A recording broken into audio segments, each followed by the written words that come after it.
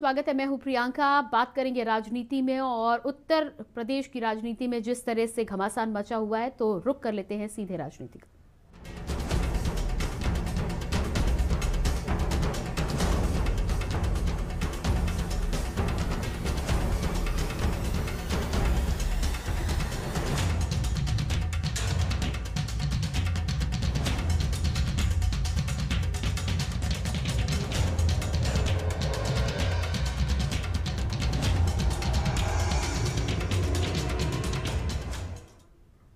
राजनीति में सबसे पहले बात करेंगे यूपी का वोट संग्राम। मुरादाबाद से खबर है, भाजपा अध्यक्ष जेपी नड्डा का मुरादाबाद दौरा। नगर विधानसभा में जनसभा को करेंगे संबोधित। निजी होटल में जनसभा को करेंगे संबोधित। मुरादाबाद से खबर, भाजपा अध्यक्ष जेपी नड्डा का मुरादाबाद दौरा, जनसभा को करेंगे संबोधित। नगर विधानसभा में जनसभा को करेंगे संबोधित। भाजपा पदाधिकारियों कार्यकर्ताओं से करेंगे मुलाकात। भाजपा पदाधिकारियों कार्यकर्ताओं से करेंगे मुलाकात। डिप्टी सीएम दिनेश शर्मा भी मुरादाबाद पहुंचे। डिप्टी सीएम दिनेश शर्मा भी मुरादाबाद पहुंचे। नगर विधानसभा में जनसभा को करेंगे संबोधित। नगर विधानसभा में जनसभा को करेंगे संबोधित। निजी होटल में जनसभा को करेंगे संबोधित।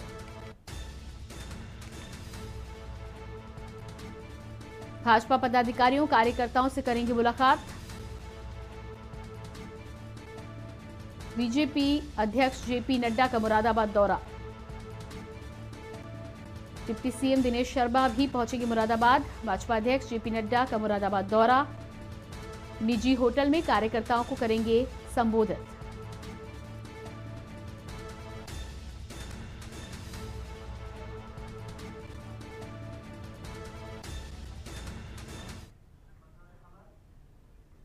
और इसके बाद बात करेंगे मथुरा की, जहां एक और जेपी नड्डा मुरादाबाद दौरे पर रहेंगे, वहीं रक्षा मंत्री राजनाथ सिंह मथुरा के दौरे पर रहेंगे। मथुरा से खबर, मथुरा में रक्षा मंत्री राजनाथ सिंह की हुंकार। मथुरा में राजनाथ सिंह की हुंकार। मथुरा के बाद आगरा का भी करेंगे रुख। मथुरा के बाद आगरा का भी करेंगे रुख। सार्वजनिक जनसभा को करेंगे संबोधित। सार्वजनिक जनसभा को करेंगे संबोधित।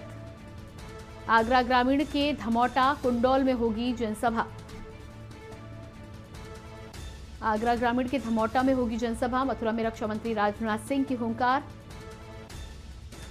आगरा से बेबी रानी मौर्य को बीजेपी ने अपना प्रत्याशी बनाया है। मथुरा के बाद आगरा का भी रुख करेंगे रक्षा मंत्री राजनाथ सिंह।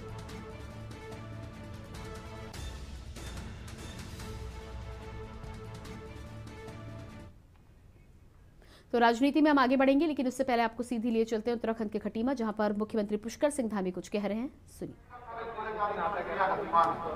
आपके बगल में थोड़ा मेडिकल कॉलेज खुल गया, आपके बगल में शिक्षा में मेडिकल कॉलेज खुल गया। मेडिकल कॉलेज के साथ साथ अब आप लोगों को इस एम्स की सुविधा मिले, जिसके लिए आपको दिल्ली जाना पड़ता था, और दिल्ली जाने पर भी आपको वहां पर बेड मिलेगा कि नहीं मिलेगा, आपका इलाज हो पाएगा कि नहीं हो पाएगा, इसकी कोई गारंटी नहीं होती। मैंने प्रधानमंत्री नरेंद्र मोदी जी से अनुरोध किया और मैंने उनसे कहा कि हमारे यहाँ का पूरे कुमाऊं मंडल का कोई भी बड़ा स्वास्थ्य के क्षेत्र में कोई बड़ा हॉस्पिटल नहीं है, कोई ऐसा संस्थान नहीं है जहां पर हमारे सभी लोगों का इलाज हो पाए, अच्छी सुविधाएं स्वास्थ्य के क्षेत्र में मिल पाए। मैं आपसे अनुरोध कर रहा हूं कि आप एक एम्स हमारे कुमाऊं मंडल में खोल दीजिए। मैं प्रधानमंत्री जी का धन्यवाद करना चाहता हूं कि पहला उत्तराखंड ऐसा राज्य है जहां पर एक एम्स कुमाऊं, एक एम्स ऋषिकेश में चल रहा है और दूसरा एम्स हमारे एक शिक्षा में चल रहा है।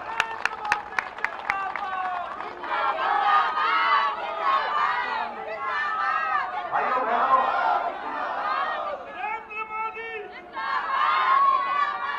भाइयों बहनों, हमें को ऐसे कहो,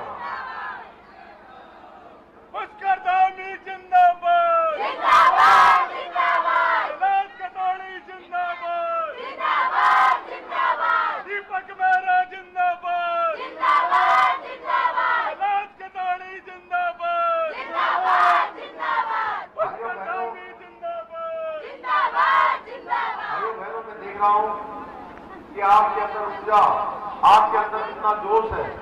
इस जोश को 14 तारीख तक इसको कम नहीं होने देना है, इसको कम नहीं होने देना है। आज मोदी जी के नेतृत्व में पूरा देश आगे बढ़ रहा है, हमारी सीमाएं सुरक्षित है, हमारे सैनिकों का मनोबल बढ़ रहा है, पूरे हिंदुस्तान का मान सम्मान और स्वाभिमान पूरी दुनिया के अंदर बढ़ रहा है। हमारे सामने बहुत सारे राजनीतिक दल आ रहे हैं, तो कभी महंगाई की बात करते हैं, कभी बेरोजगारी की बात करते हैं, कभी अपना घोषणा पत्र लागू करते हैं, तो कहते हैं 4 काम करेंगे। अब जब पत्रकारों ने उनसे पूछ लिया कि भाई तो 4 काम उत्तराखंड के अंदर आप करना चाह रहे हो, अपने घोषणा पत्र में आप लिख रहे हो, क्या ये 4 काम आप उन प्रदेशों में कर पाए हैं जहां आपकी सरकार है? इस पर उनकी नेता कोई जवाब नहीं दे पाई, कोई जवाब नहीं दे पाई। वो उत्तराखंड में कहते थे हम सिलेंडर 500 रुपए का कर देंगे, उत्तराखंड में कहते थे हम 5 लाख लोगों को रोजगार दे देंगे। तो ये थे उत्तराखंड के मुख्यमंत्री पुष्कर सिंह धामी, चुनावी जनसभा को संबोधित कर रहे थे। बात करेंगे राजनीति में अगली खबर की। यूपी में वोट संग्राम की हम बात कर रहे हैं। उत्तर प्रदेश विधानसभा चुनाव जीतने के लिए राजनीतिक पार्टियां पूरे दमखम के साथ मैदान में उतर चुकी हैं। पार्टी कोई कोट कसर नहीं छोड़ना चाहती, यही वजह है कि सभी सियासी रण पर उतर चुके हैं। तो आप चारों तस्वीरें देख पा रहे हैं, सीएम योगी शामली में जहां जनसभा को संबोधित कर रहे हैं, वहीं अलीगढ़ में आप प्रियंका गांधी को देख पा रहे हैं, लोगों के बीच पहुंची हैं प्रचार प्रसार करने के लिए। पूरे उत्तर प्रदेश में जगह जगह अलग अलग राजनीतिक पार्टियां कोई कोर कसर छोड़ना नहीं चाह रही हैं। कल आगरा में सपा सुप्रीमो अखिलेश यादव के साथ मौजूद थे रालोद अध्यक्ष जयंत चौधरी। जनसभा को संबोधित करने के साथ ही साथ अपार जन समर्थन के बीच लोगों का अभिवादन भी स्वीकार करते हुए नजर आए। वहीं मायावती भी अब चुनावी रण में उतर चुकी है। और अब बात करेंगे अगली खबर की। उत्तर प्रदेश सहित 5 राज्यों में चुनाव से पहले हलचल और भी ज्यादा तेज हो चुकी है। एक और जहां यूपी में सीएम योगी ने यूपी में किए गए अपने कार्यकाल के कार्यों को गिनाया, तो वहीं विपक्षी पार्टियां उन पर जमकर हमला करती हुई नजर आ रही हैं। प्रियंका गांधी, अखिलेश यादव सहित केजरीवाल ने सीएम योगी के बयान पर हमला बोला, तो वहीं असदुद्दीन ओवैसी पर हमले के बाद सियासत और भी ज्यादा गर्म हो गई। हालांकि ओवैसी ने दी गई Z श्रेणी की सुविधा को लेने से मना कर दिया है। वहीं एक एक कर सभी नेता अपने कार्यकाल में किए गए कार्यों को गिनाने में लगे हैं। तो अपर्णा यादव भी चुनावी एक्शन मोड में दिखाई दे रही हैं। दूसरी ओर आज सीएम योगी गोरखपुर पहुंचे और सिख संप्रदाय के लोगों से मुलाकात की। मुलाकात के कई सियासी मायने निकाले जा रहे हैं। इससे पहले सीएम योगी ने कलेक्ट्रेट पहुंचकर नामांकन भी कराया था। इसके बाद गोरखपुर वासियों से अब सीएम का मुलाकात का दौर शुरू हो चुका है। बसपा सुप्रीमो मायावती भी चुनावी प्रचार प्रसार में पीछे नहीं है। उन्होंने भी अपने 6वें चरण की सूची में 54 प्रत्याशियों की लिस्ट जारी कर दी है। अंतर्राष्ट्रीय अंतर्राज्यीय सीमाओं पर जहां पर गड्ढे प्रारंभ हो, समझो यूपी है। लेकिन आज हमारी सभी इंटर स्टेट कनेक्टिविटी 4 लेन के साथ जुड़ी हुई है। हर जिला मुख्यालय 4 लेन की कनेक्टिविटी से जुड़ा है। उत्तर प्रदेश ने इस दिशा में बेहतर प्रयास किया और प्रदेश के अंदर 1947 से 2017 तक 2 एयरपोर्ट फंक्शनल थे, लखनऊ और वाराणसी। आज 9 एयरपोर्ट फंक्शनल हैं, 11 पे कार्य चल रहा है। उत्तर प्रदेश शीघ्र 5 इंटरनेशनल एयरपोर्ट वाला देश का पहला राज्य होगा। कि चुनाव को विकास के आधार पर लड़ना चाहिए, कि जो जनता है, जो जनता के मुद्दे हैं वही उठने चाहिए और उन्हीं पे चर्चा होनी चाहिए। जनता जानना चाहती है कि विकास के लिए क्या किया है, क्या सड़कें बनाई हैं, क्या शिक्षा के लिए संस्थान बनाए हैं, क्या आप सेहत की सुविधाएं कहाँ हैं, कैसे हैं, आप बना रहे हैं नहीं बना रहे हैं, ये बातें सुनना चाहती है जनता। और जहाँ जहाँ मैं लोगों से मिलती हूँ वही कहते हैं, मैं यहाँ आई हूँ, इधर भी कह रहे हैं कि देखिए हम, और बहुत अच्छा लगा मुझे कि कह रहे हैं कि जो उम्मीदवार है अगर वो घर पे नहीं आएगा, वो हमसे मिलेगा नहीं, हमारा काम नहीं करेगा, तब हम वोट क्यों दें? हम वोट तभी देंगे जब वो काम करके दिखाएगा। तो बिल्कुल सही बात है। तो यही बात मैं रिफ्लेक्ट कर रही हूँ, जो जनता मुझे बता रही है बार बार, वो मैं बार बार पब्लिक में मैं वही चर्चा कर रही हूँ कि इन्हीं मसलों पर इन्हीं के आधार पर चुनाव लड़ना चाहिए। मुख्यमंत्री जी कुछ भी कह सकते हैं। देखिए किसानों के लिए कितनी बड़ी बात की, गरीबों के लिए कितनी बड़ी बात की। डायमंड सस्ता, जो बजट दिल्ली का जाने कितने लाख करोड़ का पास हुआ हो, बुलंदशहर के किसी किसान को खाद नहीं मिली, तो काहे का बजट है वो?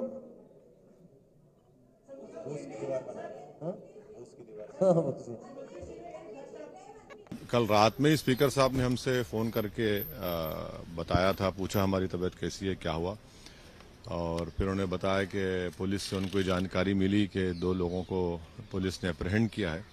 हमने कहा सर कल आते हैं, कल सुबह जब सेशन शुरू पहले आपसे मिलते हैं, तो उन्होंने कहा कि आइए बात करेंगे। स्पीकर साहब ने खुद हमको फ़ोन किया, हमारी तबीयत के ताल्लुक से पूछा और कहा कि मुझे पूरी जानकारी है, मैंने रिपोर्ट मंगवाई है पुलिस से। तो मैंने कहा सर कल सुबह आपसे आके मिलते हैं, बात करने। बोले आइए बात करेंगे। सिक्योरिटी आपको मिली है, आप बोल रहे थे कि नहीं लेंगे, बात करेंगे। एक बार आप हमें वोट देके देखिए, हम जो भी काम करेंगे उसका फायदा आपको भी मिलेगा। हम स्कूल बनाएंगे, उसमें आपके बीजेपी वालों के बच्चे भी पढ़ेंगे। हम 24 घंटे बिजली करेंगे, उसमें आपको भी 24 घंटे बिजली मिलेगी। हम फ्री बिजली देंगे, वो बीजेपी वालों को भी फ्री बिजली मिलेगी। हम हॉस्पिटल बनाएंगे अच्छे, उसमें बीजेपी के लोगों को भी फ्री इलाज होगा। तो हम जो कुछ भी करेंगे उसमें बीजेपी के लोगों का भी फायदा होगा। तो मेरी बीजेपी के सपोर्टर से, वोटर से इस बार हाथ जोड़ के विनती है, एक बार इस बार अपनी पार्टी को भूल के आम आदमी पार्टी को वोट दे दीजिए। पुरानी रैली में, हमारी पुरानी जनसभा में कुछ अराजक तत्वों को यहाँ के विधायक ने भेजा था। बता दूं कि शेर जब चलता है तो अकेले शिकार करता होगा, पर जंगल में शेरनी शिकार करती है। अपर्णा यादव शेरनी है और डरती नहीं हूं मैं किसी से, क्योंकि मेरे साथ राष्ट्रवाद है, मेरे साथ आदरणीय प्रधानमंत्री जी का विजन है, एक सोच है कि सबका साथ, सबका विश्वास और सबका विकास, जिसकी खास वजह से ही इस सरकार में आए दिन यहाँ जाति व धर्म के नाम पर तनाव व दंगे आदि होते ही रहे हैं। प्रदेश में विकास के कार्य भी ज्यादातर यहाँ एक विशेष क्षेत्र व एक समुदाय के लोगों तक ही सीमित होकर रह गए हैं।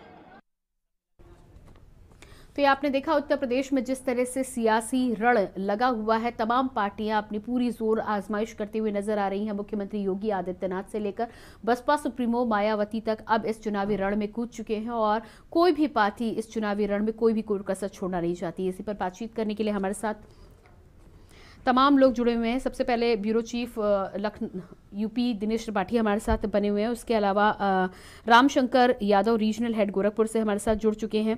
अमन त्यागी संवाददाता हापुड़ से हमारे साथ हैं। अर्जुन देव संवाददाता अलीगढ़ से हमारे साथ हैं। शाहजाद अंजुम संवाददाता सहारनपुर से, आशीष यादव संवाददाता मुजफ्फरनगर और गिरधर पचौरी संवाददाता मथुरा से हमारे साथ बने हुए। सबसे पहला सवाल दिनेश जी आपसे ही है, जिस तरह से तमाम पार्टियां लगातार उत्तर प्रदेश में जोर आजमाइश करती हुई नजर आ रही हैं और एक दूसरे पर आरोप प्रत्यारोप का दौर जारी है, चुनाव अब बेहद ही नजदीक है, क्या लगता है आपको कि इन तमाम पार्टियों के द्वारा जिस तरह से जनता के बीच में पहुंचा जा रहा है, क्या जनता का रुख साफ नजर आ रहा है?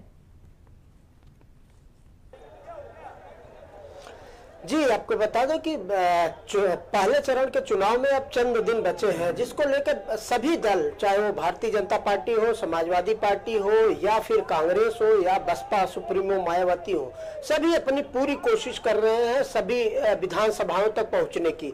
उसी क्रम में भारतीय जनता पार्टी की बात करेंगे तो भारतीय जनता पार्टी की तरफ से मुख्यमंत्री योगी आदित्यनाथ सहित केंद्रीय नेतृत्व, यहाँ तक कि ऐसी सूचना भारतीय जनता पार्टी की तरफ से आ रही है कि 7 फरवरी को प्रधानमंत्री नरेंद्र मोदी भी खुद पश्चिमी उत्तर प्रदेश के 3 जनपदों में 3 जनसभाएं करेंगे। तो सारी पार्टियां अभी चुनाव से पहले चरण के मतदान से पहले सभी विधानसभाओं में पहुंचने की कोशिश कर रही है और लगातार जनता तक पहुंचकर अपनी बात रखने की पूरी कोशिश कर रही है कि भारतीय जनता पार्टी को वोट क्यों न करें, या समाजवादी पार्टी को एक दूसरे पर आरोप प्रत्यारोप लगा रहे हैं। हालांकि बहुजन समाजवादी पार्टी की बात करेंगे तो बहुजन समाजवादी पार्टी की तरफ से खुद बसपा सुप्रीमो ने कमान संभाल रखी है और वो लगातार पश्चिमी उत्तर प्रदेश में अपनी जनसभाएं कर रही है। जिस तरह से कल परसों और आज उनकी रैलियां हो रही हैं, उससे अंदाजा लगाया जा सकता है कि जो लोग बहुजन समाजवादी पार्टी को बहुत कमजोर मानते थे कि बहुजन समाजवादी पार्टी अभी इस बार मैदान में नहीं है, साइलेंट तरीके से बहुजन समाजवादी पार्टी सुप्रीमो ने लगातार रैलियां करके अपने समर्थकों और अपने प्रत्याशियों के बीच पहुंच रहे हैं। जी बिल्कुल, हमारे साथ रामशंकर यादव भी गोरखपुर से जुड़ चुके हैं। जी रामशंकर जी, जिस तरह से मुख्यमंत्री योगी आदित्यनाथ का ये क्षेत्र है, इस बार विधायकी के लिए भी वहीं से योगी आदित्यनाथ ने नामांकन भरा है, क्या लगता है आपको कि गोरखपुर में तमाम सीटों पर क्या भाजपा का दबदबा रहेगा या कहीं ना कहीं समाजवादी पार्टी बाजी मारेगी?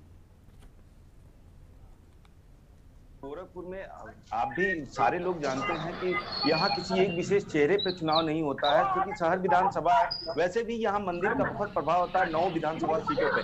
क्या जो सदर विधानसभा सीट है वहाँ तो मंदिर का बहुत ज्यादा कब्जा होता है। और आपको बता दें यहाँ 5 मोहनदास अग्रवाल विधायक अभी जो विधायक हैं उनको खुद योगी आदित्यनाथ ने चुनाव लड़ा के जिताया था। लेकिन देखिए 2 बातें हैं, अभी तक तो सपा ने अपना पत्ता नहीं खोला है, कोई भी कैंडिडेट यहाँ मैदान में नहीं उतारा है।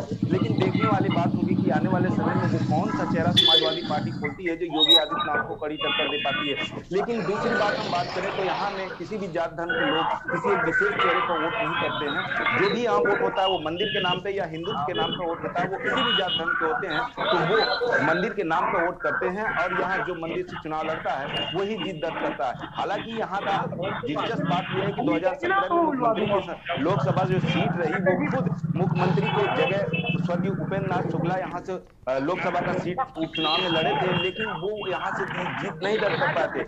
यहाँ से समाजवादी पार्टी के परवीन निषाद ने यहाँ से जीत दर्ज की थी। लेकिन देखने वाली बात इस बार देखी होगी, दिलचस्प होगी, अभी सारी चीजें खुल के सामने आती हैं। जब समाजवादी पार्टी यहाँ से वो चेहरा खोलता है, वो कौन चेहरा होगा, जनता के बीच में उसकी क्या पैठ होगी, उसके बाद ही ये सारी चीजें निकल के सामने आएंगी कि योगी आदित्यनाथ को कोई कड़ी टक्कर दे पाएगा कैसे। हालांकि आपको बता दें कि भीम आर्मी के चीफ चंद्रशेखर आजाद रावत यहाँ से मैदान में योगी आदित्यनाथ के खिलाफ उतर चुके हैं, लेकिन जिस तरह से जो टक्कर की बात करते हैं वो कहीं ना कहीं दिखता हुआ नजर नहीं आ रहा है। जी बिल्कुल, अमन त्यागी संवाददाता हापुड़ से हमारे साथ बने हुए हैं। जी अमन, हापुड़ की यदि हम बात करें तो जिस तरह से सपा सुप्रीमो सपा गठबंधन की बातचीत की जाए तो पश्चिमी यूपी से लेकर पूर्वी यूपी तक लगातार जनसभाएं करते हुए नजर आ रहे हैं। प्रियंका गांधी भी पीछे नहीं है।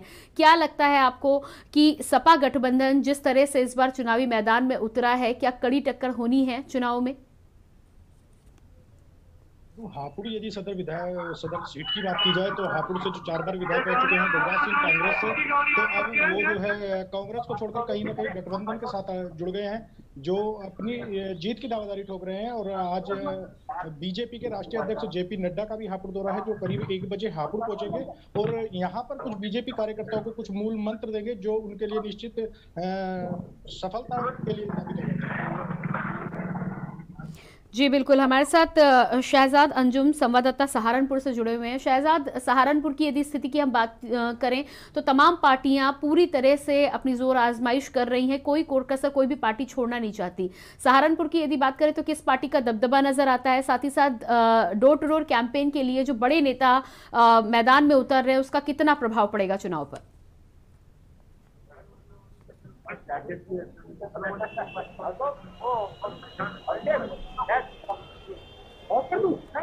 आशीष यादव संवाददाता मुजफ्फरनगर से भी हमारे साथ हैं। आशीष, डोर टू डोर कैंपेन की यदि हम बात करें तो बड़े नेता जहां एक और रैली कर रहे हैं वहीं डोर टू डोर कैंपेन भी लगातार कर रहे हैं। क्या लगता है आपको कि चुनाव पर जिस तरह से जन संवाद कर रहे हैं कितना फर्क पड़ेगा मतदान से पहले? मैं बता दूं आपको कि 5 दिन मतदान के रह गए हैं और बड़े नेता आज मुख्यमंत्री का जो है 2 दौरे हैं, चरथावल विधानसभा क्षेत्र में, फुटाई विधानसभा क्षेत्र में, और 2 दिन बाद फिर मुख्यमंत्री का यहाँ 2 विधानसभाओं में दौरा है और 5 दिन मतदान को रह गए। उसको देखे जो है यहाँ जो है किसान जो जाट लैंड जो कहलाता है उसको देखते हुए यहाँ जो है किसानों का आंदोलन बड़ा जोर शोर से रहा, तो उसका असर दिखाई दे रहा है।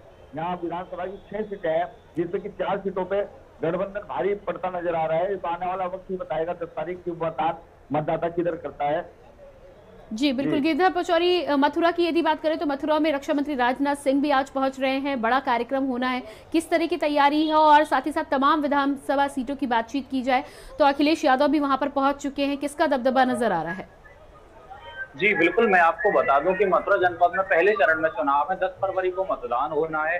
इसको देखते हुए कोई भी पार्टी का प्रत्याशी, कोई भी पार्टी अपनी तरफ से कोई कोर कसर छोड़ना नहीं चाह रही है। सभी पार्टी के प्रत्याशी अपना दमखम लगा दिखाने में लगे हुए हैं और उनके साथ ही जितने भी बड़े लीडर हैं उनका भी दौरा लगातार मथुरा में चल रहा है। मथुरा को इस बार बहुत ज्यादा चुनाव की दृष्टि से महत्वपूर्ण माना गया है क्योंकि सभी पार्टियां इस पर ध्यान केंद्रित कर रही हैं। अभी कुछ दिन पूर्व यहाँ पर भाजपा के गृह मंत्री अमित शाह भी आए थे, यहाँ पर कार्यकर्ताओं को संबोधित किया था, जनता से जनसंपर्क किया था। उसके अलावा यहाँ पर सूबे के मुखिया योगी आदित्यनाथ भी एक बार आ चुके हैं। उसके साथ में आज की बात करें तो आज पंडित दीनदयाल उपाध्याय धाम में यहाँ अपने जो रक्षा मंत्री हैं राजनाथ सिंह, उनका आने का कार्यक्रम है। वो थोड़ी बहुत देर में यहाँ पर पहुंचेंगे और यहाँ जनसभा को संबोधित करेंगे। उसके साथ ही समाजवादी पार्टी और राष्ट्रीय लोकदल भी पूरे दमखम के साथ यहाँ लगे हुए हैं। समाजवादी पार्टी के मुखिया अखिलेश यादव और जयंत चौधरी संयुक्त रूप से यहाँ मार्ट में एक जनसभा को संबोधित करेंगे, अपने प्रत्याशी के लिए वोट मांगेंगे। इसको देखते हुए आगे की अगर हम बात करें, जिस तरह से लगातार बड़े बड़े दिग्गजों के यहाँ दौरे चल रहे हैं, साथ ही मुख्यमंत्री के आने की भी बात चल रही है कि दोबारा मुख्यमंत्री यहाँ आ सकते हैं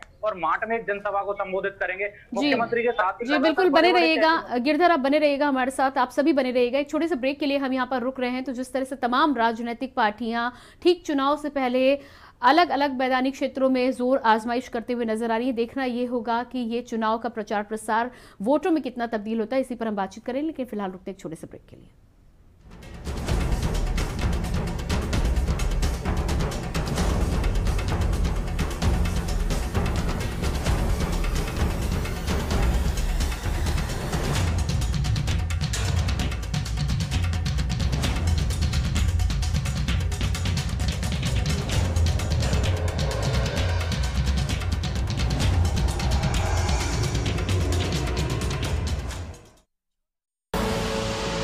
देख रहे हैं की न्यूज, खबरों का सारथी।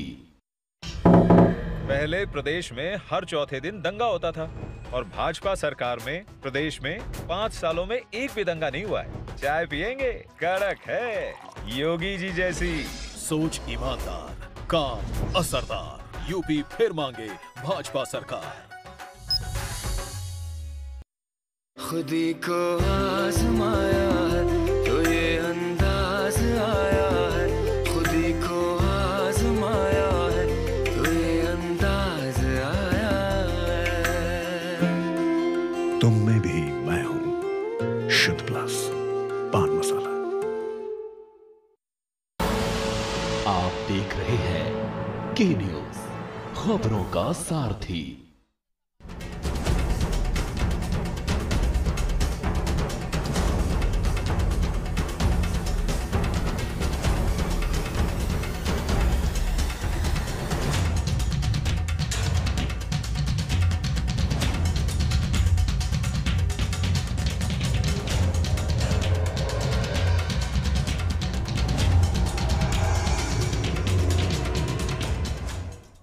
ब्रेक के बाद एक बार फिर से राजनीति में आपका स्वागत है। राजनीति को लेकर हम चर्चा कर रहे हैं। लगातार हमारे साथ तमाम ब्यूरो चीफ के साथ ही साथ संवाददाता अलग अलग जगहों से बने गए। अर्जुन देव अलीगढ़ से हमारे साथ बने हुए हैं। अर्जुन, अलीगढ़ को जिस तरह से सपा का गढ़ माना जाता है, हमेशा से समाजवादी पार्टी की भारी दावेदारी वहां पर रही है। इस बार की यदि बात करें तो क्या लगता है आपको, कितनी भारी दावेदारी पेश कर रही है समाजवादी पार्टी? जी अर्जुन, मेरी आवाज आप सुन पा रहे हैं?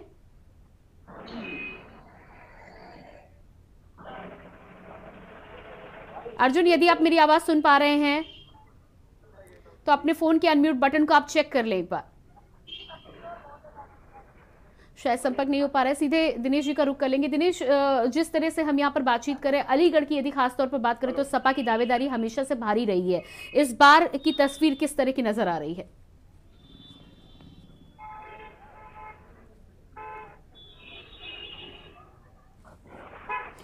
हमारे साथ अर्जुन, मेरी आवाज यदि आपको मिल पा रही है तो सवाल मैं एक बार फिर से आपके लिए दोहरा देती हूं। अलीगढ़ की यदि हम बात करें तो सपा का गढ़ माना जाता है। इस बार की दावेदारी की बात करें तो क्या तस्वीर नजर आ रही है? आपको बता दूं, इस बार जो अलीगढ़ की 7 विधानसभा में 7 जगह 3 जगह जो गठबंधन है उनके प्रत्याशी हैं और 4 समाजवादी पार्टी के प्रत्याशी हैं। लेकिन अलीगढ़ शहर के अंदर पिछली बार 7 विधानसभा भारतीय जनता पार्टी की जीती थी। उसी को देखते हुए इस बार भी दावा किया जा रहा है कि आज अखिलेश यादव जी आ रहे हैं और उसके अलावा जो प्रियंका गांधी है वो भी आज उसके करने के लिए आ रही है। और वो कितना जो अलीगढ़ की जनता है उनको कितना वो प्रभाव डाल पाएंगे जो आने वाला वक्त बताएगा। जी बिल्कुल, हमारे साथ रामशंकर भी गोरखपुर से लगातार बने हुए हैं। रामशंकर, जिस तरह से आप गोरखपुर में जानकारी दे रहे थे कि मंदिरों को लेकर ही वहां पर वोट होता है, अयोध्या की बात करें, काशी की बात करें या फिर मथुरा के भी नाम इस बार लिस्ट में आ गया था, क्या लगता है आपको कि इन तमाम जगहों पर जिस तरह से मंदिर प्रभावित राजनीति की बातचीत की जा रही है, बीजेपी का पलड़ा इन तमाम जगहों पर कितना भारी नजर आता है? देखिए, वही मैं आपको बता दूं कि 2 चीज क्लियर कर दूं। गोरखपुर की जनता सबसे बड़ी बात बहुत ही अहम जनता है। यहाँ आपको बता दें, एक समय रहा जहाँ किन्नर को भी मेयर गोरखपुर की जनता बना देती है।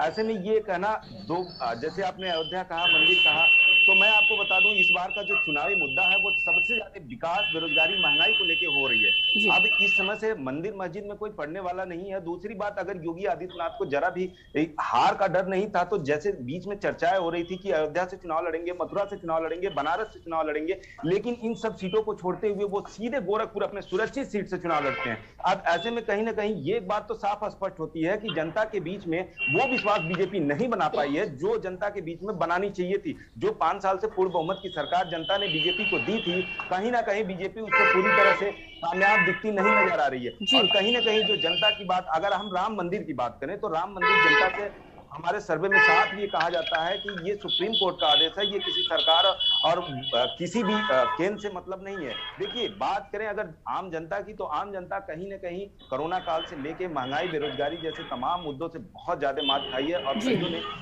इस बेरोजगारी में आत्महत्या तक कर लिया। वही बात करें किसान की, तो आपने पश्चिम में देखा कि इस तरह से 200 किसान अपने हक के लिए किसी कानून बिल के लिए लड़ाई लड़ते। रामशंकर जी, रामशंकर आपके पास आएंगे। हमारे साथ मुरादाबाद से अरहम अली भी जुड़ चुके हैं। जी अरहम, मुरादाबाद की यदि हम बात करें तो जिस तरह से डोर टू डोर कैंपेन लगातार तमाम पार्टी के आला नेताओं के द्वारा किया जा रहा है, क्या लगता है आपको कि ठीक चुनाव से पहले ये डोर टू डोर कैंपेन चुनाव नतीजों को या वोट बैंक को प्रभावित कर पाएगा? जी बिल्कुल, और जो राज्य के कैबिनेट मंत्री हैं वो मुरादाबाद के दौरे कर रहे हैं। आज जेपी नड्डा राष्ट्रीय अध्यक्ष मुरादाबाद आएंगे। निजी होटल है, वहाँ पर वो संवाद करेंगे कार्यकर्ताओं से, पदाधिकारियों से, और जो प्रत्याशी हैं नगर विधानसभा 28 के तेज गुप्ता, उनके लिए वोट की भी अपील करेंगे। ठीक यहाँ 3:30 बजे उनका हेलीकॉप्टर पहुँच जाएगा, लैंडस्केप करेगा और बराबर में ही एक होटल लेनी थी, वहाँ वो पहुँचेंगे। उनकी जो कार्यक्रम है उसकी तैयारियां करी जा रही हैं और लगातार जो पुलिस में दिखा दूं, पुलिस प्रशासन यहाँ मौजूद है और पुलिस लगातार यहाँ की व्यवस्थाएं संभाल रही है। जी, ये हाईवे की दिख रही होंगी आपको, ये पुलिस लगातार जो है अपने जो रोड है। और जी अरहम, इस तमाम जानकारी के लिए आपका बहुत बहुत शुक्रिया, आप सभी का बहुत बहुत शुक्रिया। तो लगातार जिस तरह से तमाम पार्टियों के द्वारा एक्शन मोड में रहकर राजनीति, उत्तर प्रदेश की राजनीति को बदलने का पूरा प्रयास किया जा रहा है, ठीक चुनाव से पहले जिस तरह से तमाम आला कमान अलग अलग पार्टियों के उत्तर प्रदेश में अलग अलग जिलों में नजर आ रहे हैं, देखना यह होगा कि ये तमाम प्रचार प्रसार वोटों में कितना तब्दील होता है। राजनीति में फिलहाल इतना ही, बाकी खबरों के लिए लगातार बने रहिए के न्यूज़ इंडिया के साथ। मुझे दीजिए इजाजत, नमस्कार।